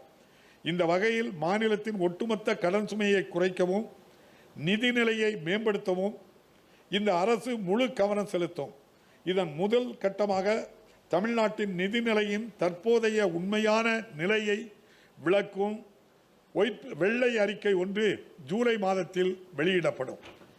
இதன் மூலம் தமிழ்நாட்டு மக்களுக்கு மாநில நிதிநிலையின் விவரங்கள் முழுமையாக தெரிவிக்கப்படும். துல்லியமான புள்ளி விவரங்களின் அடிப்படையிலேயே அனைத்து முடிவுகளும் எடுக்கப்பட வேண்டும் என்று இந்த அரசு நம்புகிறது. குறிப்பாக துறைகளுக்கிடையே போதிய நிதி ஒதுக்கீடு செய்வதில் இம்முறை கடைபிடிக்கப்பட வேண்டும். இவ்வாறு புள்ளி விவரங்களின் அடிப்படையில் முடிவெடுப்பது பொதுமக்களின் பார்வையில் அரசு செயல்பாட்டின் வெளிப்படைத்தன்மையை உயர்த்தும். பன்னாட்டு நிதி நிறுவனங்களின் நிதி உதவியுடன் செயல்படுத்தப்படும் திட்டங்கள் உள்ளிட்ட பல திட்டங்கள் இந்த அடிப்படையிலேயே மேற்கொள்ளப்படும். நம் நாட்டின் முதுகெலும்பாக திகழும் விவசாயிகளின் முக்கியத்துவத்தை போற்றும் வகையில் இந்த அரசு வேளாண்மை துறையை வேளாண்மை மற்றும் உழவர் நலத்துறை என பெயர் மாற்றம் செய்துள்ளது.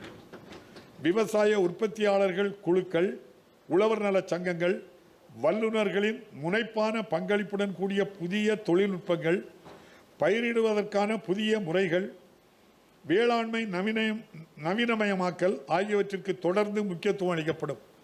விவசாயிகளின் வருவாயை உயர்த்துவதற்காக கால்நடை பராமரிப்பு, இயற்கை வேளாண்மை, தோட்டக்கலை பயிர்களை பயிரிடுதல் போன்ற வேளாண் தொடர்புடைய செயல்பாடுகள் ஊக்குவிக்கப்படும்.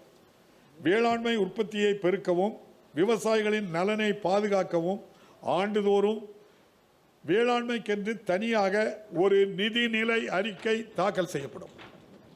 மாண்புமிகு முன்னாள் முதலமைச்சர் முத்தமிழறிஞர் கலைஞர் அவர்களால் தொடங்கப்பட்ட உழவர் சந்தைகளுக்கு புத்துயிர் அளிக்கப்பட்டு மாநிலம் முழுவதும் அத்தகைய உழவர் சந்தைகள் அமைக்கப்படும். விவசாயிகளின் நலனை பாதுகாப்பதற்காக அரசின் மேற்பார்வையில் கிராமப்புற சந்தைகள் உருவாக்கப்படும். கோவிட் பெருந்தொற்றை கட்டுப்படுத்துவதற்காக அமுல்படுத்தப்பட்ட ஊரடங்கு காலத்தில் வாகனங்கள் மூலம் மக்களுக்கு அவர்கள் வீட்டிலேயே காய்கறிகளும் பழங்களும் விற்பனை செய்யப்பட்டன.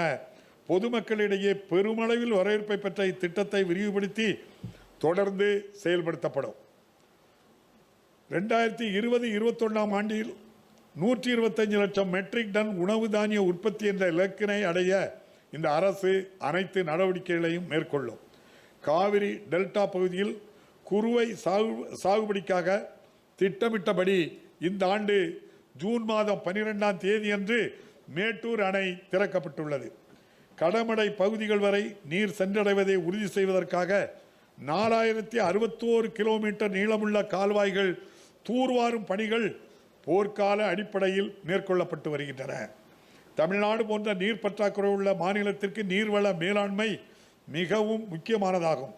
எனவேதான் நீர் வளங்களுக்கென ஒரு தனி அமைச்சகம் இந்த அரசால் உருவாக்கப்பட்டுள்ளது. நிலத்தடி நீரை சார்ந்துள்ள விவசாயிகள் மற்றும் பொதுமக்கள் நலனை பாதுகாப்பதற்காக நிலத்தடி நீர் பயன்பாட்டை முறைப்படுத்துவதற்கான புதிய சட்டம் ஒன்று இயற்றப்படும். இளைஞர்களின் ஆர்வத்தையும் ஆற்றலையும் பயன்படுத்தி தமிழ்நாட்டில் உள்ள நீர் வளங்கள் மீட்டெடுக்கப்பட்டு பாதுகாக்கப்படும். மாநிலங்களுக்கு இடையேயான நதிநீர் பிரச்சனைகளில் தமிழ்நாட்டின் உரிமைகளை பாதுகாக்க இந்த அரசு உறுதியான நடவடிக்கைகளை எடுக்கும்.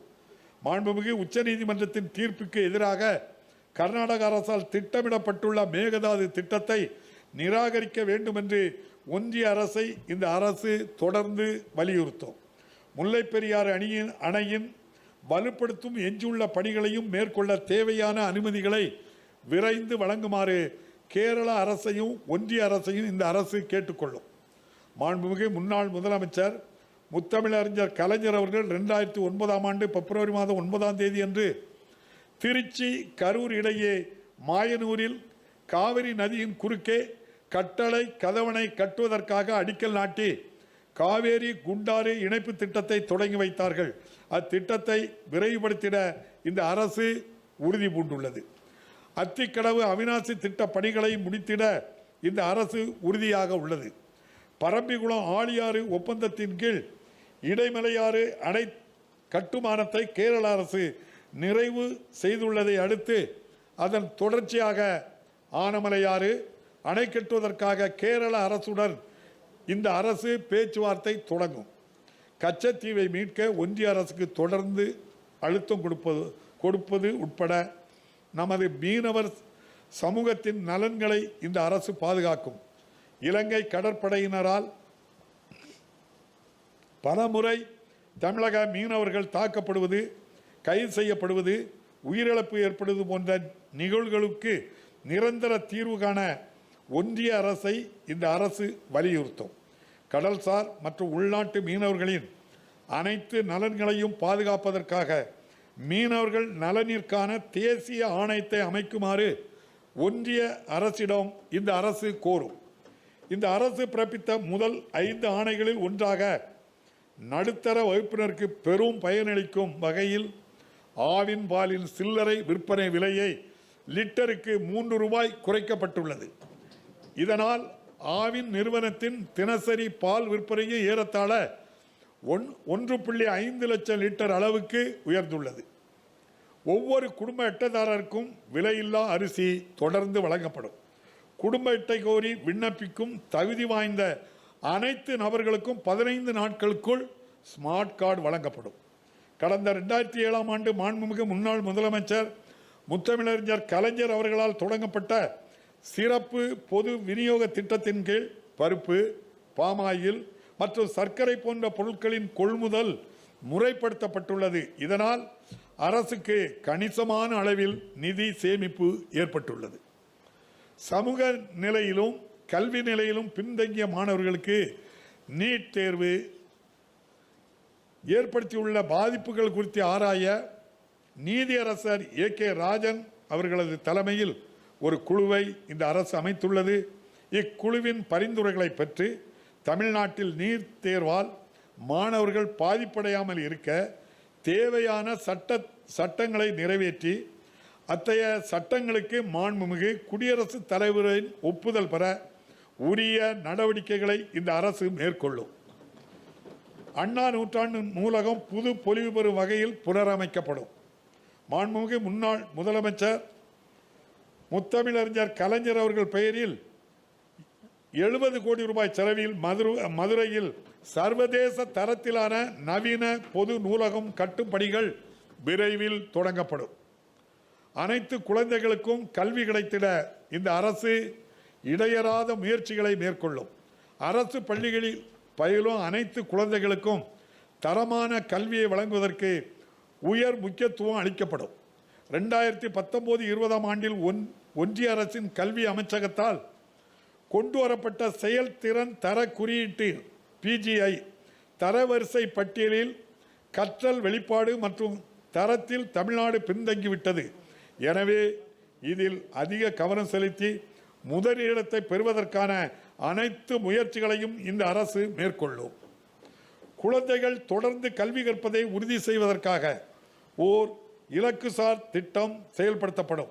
பெருந்தொற்று காலத்தின் போது ஏற்பட்டுள்ள கற்றல் இழப்பை சரி செய்யும் வகையில் தகவல் தொடர்பு தொழில்நுட்பத்தை பயன்படுத்தி மாணவர்களுக்கு புத்தாக்க பயிற்சிகள் வழங்கப்படும்.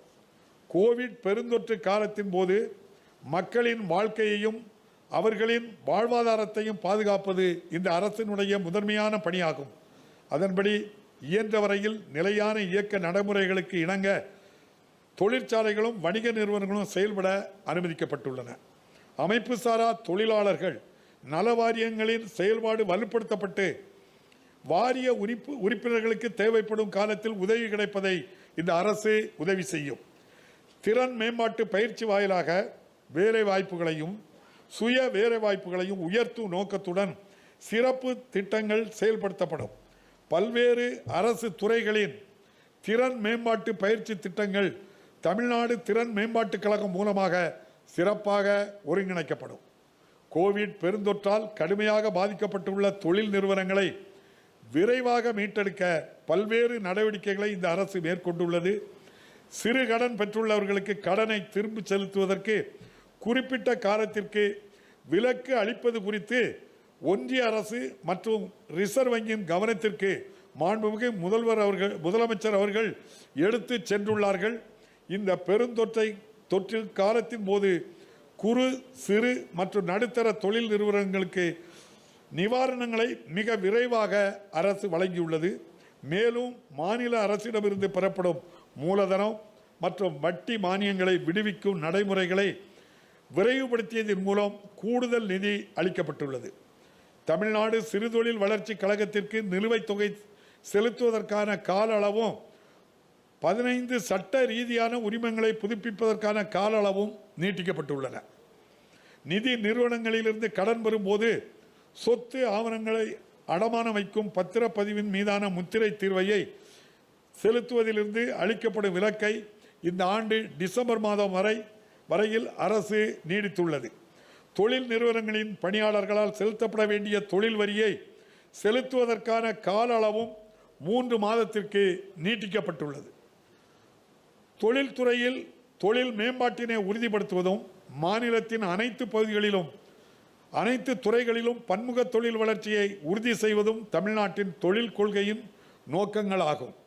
சிறு குறு மற்றும் நடுத்தர தொழில்கள் நிறுவனங்களை மீட்டெடுப்பதற்கான திட்டங்களை வகுப்பதற்காக தொழிலதிபர்கள், வங்கியாளர்கள், நிதித்துறை வல்லுநர்கள், அரசு அலுவலர்கள் ஆகியோர் அடங்கிய நிபுணர் குழு அமைக்கப்படும்.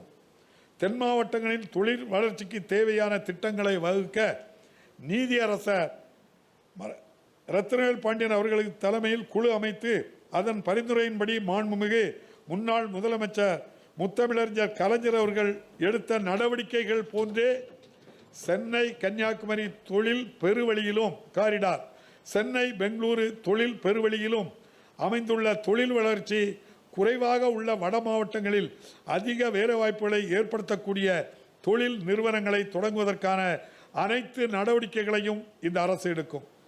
மாநிலத்தில் உள்ள அனைத்து மின் நுகர்வோருக்கும் தடையின்றி மின்சாரம் வழங்குவதை உறுதி செய்வது இந்த அரசின் முக்கிய நோக்கமாகும். கடந்த சில ஆண்டுகளில் இருந்த தவறான நிர்வாகத்தால் தமிழ்நாடு மின் உற்பத்தி மற்றும் பகிர்மான கழகமும் தமிழ்நாடு மின் தொடரமைப்பு கழகமும் கடுமையான நிதி நெருக்கடியை எதிர்கொண்டுள்ளன. இவ்விரு கழகங்களின் நிதிநிலை மற்றும் நிர்வாக கட்டமைப்பு குறித்து விரிவான ஆய்வு மேற்கொள்ளப்படும்.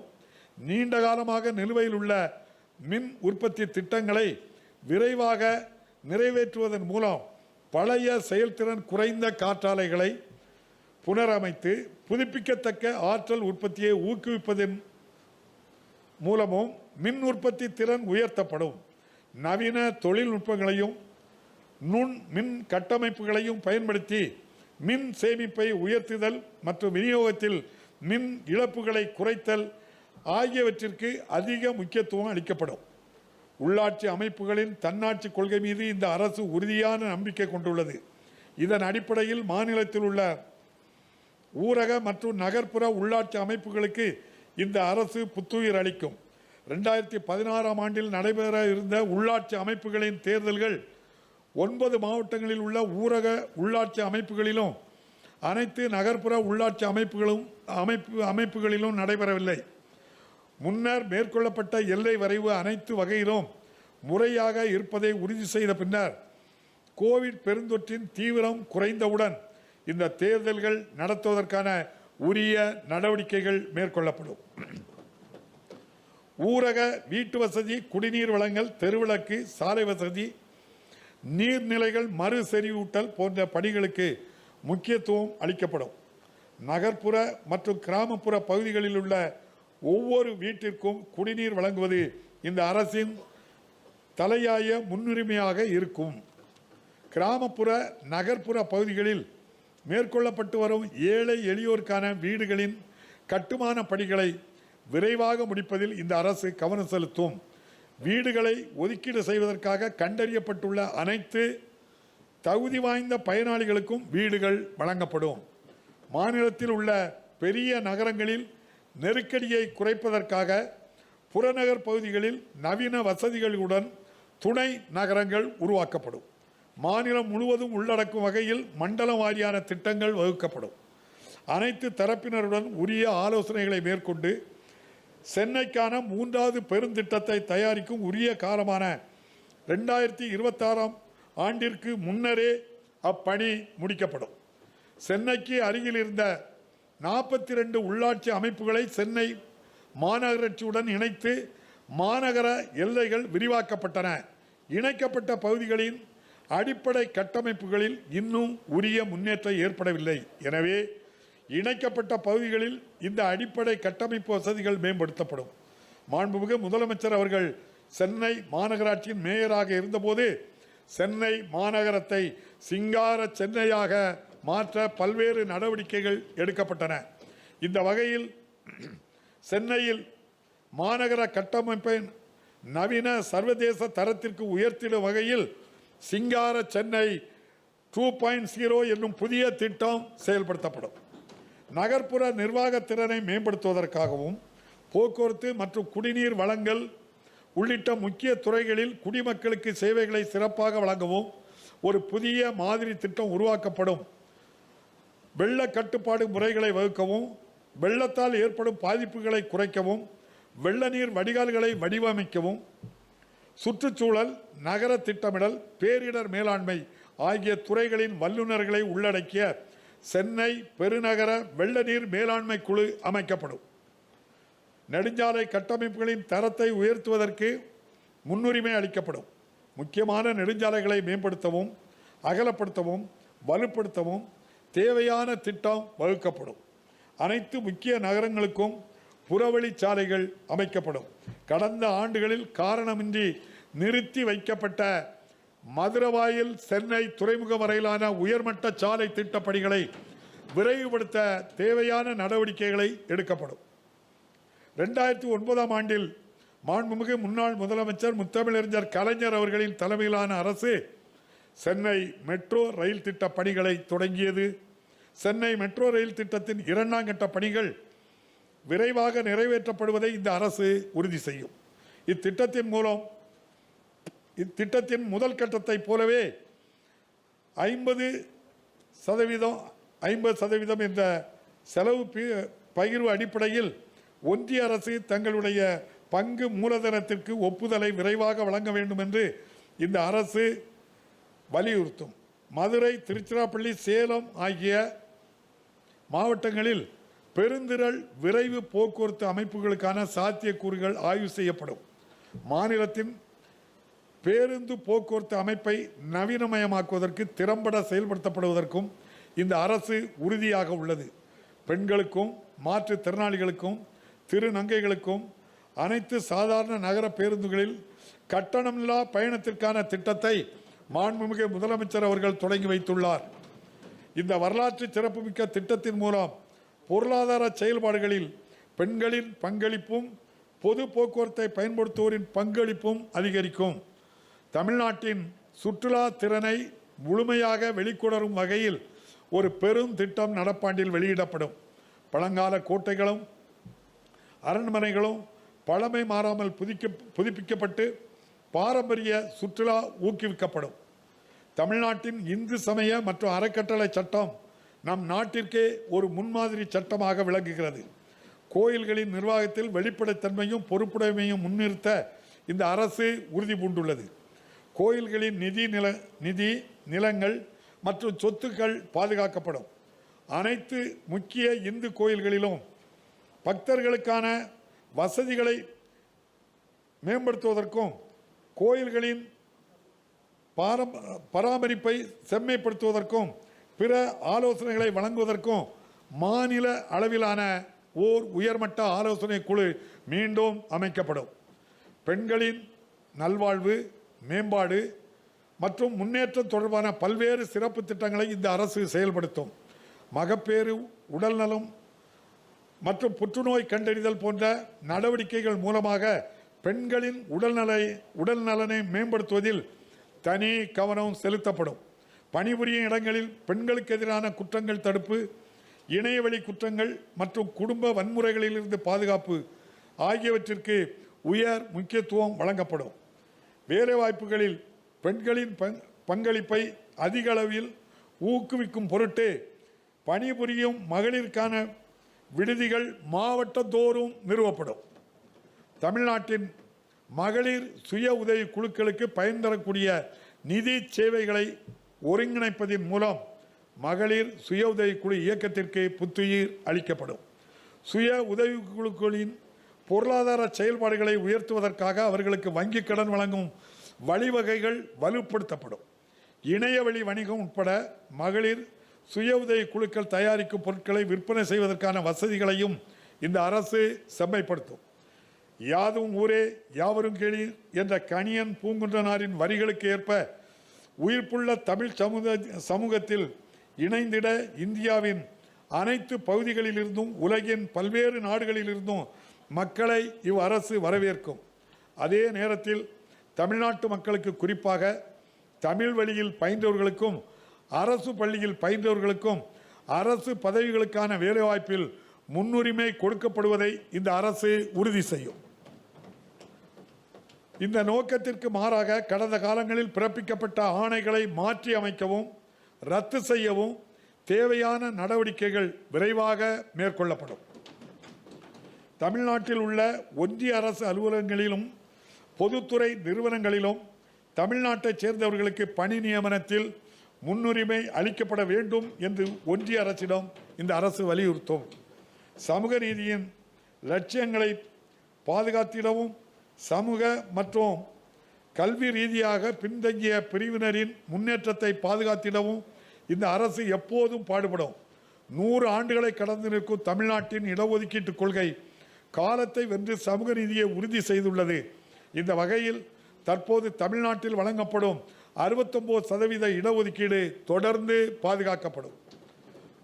ஒன்றிய அரசின் இதர பிற்படுத்தப்பட்டோருக்கான இடஒதுக்கீட்டில் சமூக பொருளாதார நிலையில் முன்னேற்றம் அடைந்தவர்களை நிர்ணயிப்பதற்கான வருமான அளவுகோல்களை நீக்கவும், அவை நீக்கப்படும் வரையில் தற்போதைய வருமான வரம்பினை 8 லட்சம் ரூபாயில் இருந்து 25 லட்சம் ரூபாயாக உயர்த்தவும் இந்த அரசு ஒன்றிய அரசை வலியுறுத்தும். வெவ்வேறு சமூகங்களின் பின்தங்கிய நிலையை நிர்ணயிப்பதில் மாநில அரசின் அதிகாரம் எவ்வகையிலும் பாதிக்கப்படாமல் இருப்பதையும் இந்த அரசு உறுதி செய்யும். அரசு பணிகளில் ஆதி திராவிடர் மற்றும் பழங்குடியினருக்கான நிரப்பப்படாத காலியிடங்களை சிறப்பு நியமனங்களின் மூலம் நிரப்பப்படும். பழங்குடியினர் சான்றிதழ்களை வழங்கும் செயல்முறை எளிமைப்படுத்தப்பட்டு விரைவுபடுத்தப்படும். திட மற்றும் திரவ கழிவு மேலாண்மையில் நவீன தொழில்நுட்பங்களையும் கருவிகளையும் பயன்படுத்தி தூய்மை பணியாளர்களுக்கு பாதுகாப்பான சுகாதாரமான பணிச்சூழல் உருவாக்கி தரப்படும். கல்வி முன்னேற்றம், பொருளாதார மேம்பாடு மற்றும் வீட்டு வசதிகளை சிறுபான்மையினர் எளிதில் பெறுவதற்கான திட்டங்களை சச்சார் குழுவின் பரிந்துரைகளை அடிப்படையாக கொண்டு இந்த அரசு திறம்பட செயல்படுத்தும். உரிய நிர்வாக மற்றும் சட்ட ரீதியான நடவடிக்கைகள் மூலமாக வக்ஃபு வாரியத்தின் நிலங்கள் பாதுகாக்கப்படும். மாற்றுத்திறனாளிகளின் நலனை உறுதி செய்வதற்கு இந்த அரசு அளிக்கும் முக்கியத்துவத்தை குறிக்கும் வகையில் மாற்றுத்திறனாளர் நலன் தொடர்பான துறையை மாண்புமிகு முதலமைச்சர் அவர்கள் தன் பொறுப்பிலேயே வைத்துக் கொண்டுள்ளார்கள். மாற்றுத்திறனாளிகளுக்கான உரிமைகள் சட்டம் 2016 விதிகள் திறம்பட நடைமுறைப்படுத்தப்படும். இவர்களுக்கான பராமரிப்பு, மறுவாழ்வு மற்றும் ஆதரவளிக்கும் திட்டங்களின் பயன்கள் சரியாக சென்றடைவதை உறுதி செய்வதற்காக அதிக இடங்களில் களப்பணியாற்றிடும் வகையில் மாற்றுத்திறனாளிகள் நலத்துறை வலுப்படுத்தப்படும். 2008ஆம் ஆண்டில் மாண்புமிகு முன்னாள் முதலமைச்சர் முத்தமிழறிஞர் கலைஞர் அவர்கள் 3ஆம் பாலினத்தவருக்கு திருநங்கைகள் என முதலில் பெயரிட்டார்கள். திருநங்கைகளுக்கு நலவாரியத்தை அமைத்து அதன் மூலம் நலத்திட்டங்களை செயல்படுத்தினார்கள். திருநங்கைகளின் வாழ்க்கையையும் வாழ்வாதாரத்தையும் மேம்படுத்த வேலைவாய்ப்பு பெறுவதற்கும் தொழில் தொடங்குவதற்கு ஏற்ற வகையில் திறன் பயிற்சி அளிக்கப்படும். விளையாட்டுப் போட்டிகளில் பங்கேற்பது தனிநபர் மற்றும் சமூகத்தின் உடல் மற்றும் மனநிலைகளை மேம்படுத்துகிறது. ஒலிம்பிக் போட்டிகள் மற்றும் சர்வதேச போட்டிகளில் அதிக பதக்கங்களை வெல்வதற்கு தேவையான உயர்மட்ட செயல்திறன் பயிற்சி, ஊக்கத்தொகை, போட்டிகளில் பங்கேற்பதற்கான பயண செலவுகள் ஆகியவை நமது மாநிலத்தைச் சேர்ந்த விளையாட்டு வீரர்களுக்கு வழங்கப்படும். அரசு துறைகளில் விளையாட்டு வீரர்களுக்கான ஒதுக்கீட்டின் கீழ் விளையாட்டு வீரர்களின் பணி நியமனம் திறம்பட செயல்படுத்தப்படும்.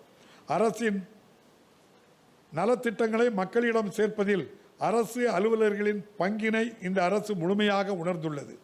அனைத்து அரசு அலுவலர்கள் மற்றும் ஓய்வூதியர்களின் நலனை இந்த அரசு தொடர்ந்து பாதுகாக்கும். அரசு அலுவலர்கள் மற்றும் ஓய்வூதியர்களுக்கான புதிய காப்பீடு திட்டத்தின் பலன்கள் மேலும் உயர்த்தப்பட்டு செயல்படுத்தப்படும். எதிர்நோக்கியுள்ள அனைத்து சவால்களையும் வென்று திறம்பட நிர்வாகத்தை வழங்குவதற்கும் மாநிலத்தில் உள்ள அனைத்து துறைகளிலும் பொருளாதார வளர்ச்சியை மீண்டும் ஊக்குவிப்பதற்கும் இந்த அரசு உறுதி பூண்டுள்ளது. சமூக நீதி மற்றும் பொருளாதார வளர்ச்சியின் பயன்கள் சமூகத்தின் அனைத்து பிரிவினரையும் சென்றடைவதை மக்களுக்கான இந்த அரசு உறுதி செய்யும். மாநிலத்தின் மக்களுக்கு அளிக்கப்பட்ட வாக்குறுதிகளை நிறைவேற்றுவதற்காக இந்த அரசை செயல்படுத்த விரும்பும் பல்வேறு கொள்கை திட்டங்களை இந்த உரையில் நான் எடுத்துரைத்துள்ளேன். இது போன்ற பல நல்ல திட்டங்கள் எதிர்வரும் வரவு செலவு திட்டத்திலும் இடம்பெறும். நமது மாநிலத்தின் மக்கள் மிகப்பெரிய எதிர்பார்ப்புகளுடன் வாக்களித்து இந்த மாமன்றத்திற்கு உங்கள் ஒவ்வொருவரையும் தேர்ந்தெடுத்துள்ளனர். நீங்கள் அனைவரும் இந்த எதிர்பார்ப்புகளை நிறைவு செய்யும் வகையில் கடினமாக உழைப்பீர்கள் என நம்புகிறேன். மேலும் தமிழ்நாடு சட்டமன்றத்தின் மகத்தான மரபுகளுக்கு ஏற்ப விவாதங்களிலும் கலந்துரையாடல்களிலும் ஆக்கப்பூர்வமாக பங்களிப்பீர்கள் என்பதில் எனக்கு எந்த சந்தேகமும் இல்லை. எல்லோருக்கும் எல்லாம் என்ற மாபெரும் சமூக நீதி தத்துவத்தின் அடிப்படையில் அனைவருக்குமான அரசாக இந்த அரசு இயங்கும். ஒரு கட்சியின் அரசாக இல்லாமல் மக்களின் அரசாக நடைபோடும். அனைத்து மக்களும் சேர்ந்து எமது அரசு என்று பெருமையோடு நெஞ்சு நிறைந்து சொல்லும் வகையில் இந்த அரசு தனது பயணத்தை தொடங்கும். தந்தை பெரியார் காண விரும்பிய சுயமரியாதை சமூகமாகவும் உரிமை பெற்ற மக்களாகவும் எல்லா வளமும் கொண்ட மாநிலமாகவும் தமிழ்நாட்டை மாற்றுவதற்கு இந்த அரசு உறுதியேற்றுள்ளது. திராவிட சித்தாந்தத்தின் ஒப்பற்ற தலைவர், நவீன தமிழ் சமுதாயத்தை செதுக்கிய சிற்பி முத்தமிழறிஞர் கலைஞர் அவர்கள் வகுத்தளித்த பாதையில் தொடர்ந்து பீடு நடை போட்டு இந்தியாவின் அனைத்து மாநிலங்களும் தலை நிமிர்ந்து நோக்கும் வகையில் தமிழ்நாட்டை உயர்த்தி காட்டுவோம். இந்தியாவின் ஈடு இணையற்ற மாநிலம் இன்ப தமிழ்நாடுதான் என்பதை நிரூபித்து காட்டுவோம். அதற்கு உங்கள் ஒவ்வொருவரின் ஒத்துழைப்பையும் வேண்டி விரும்பி கேட்டுக்கொண்டு இந்த உரையை நிறைவு செய்கிறேன். நன்றி.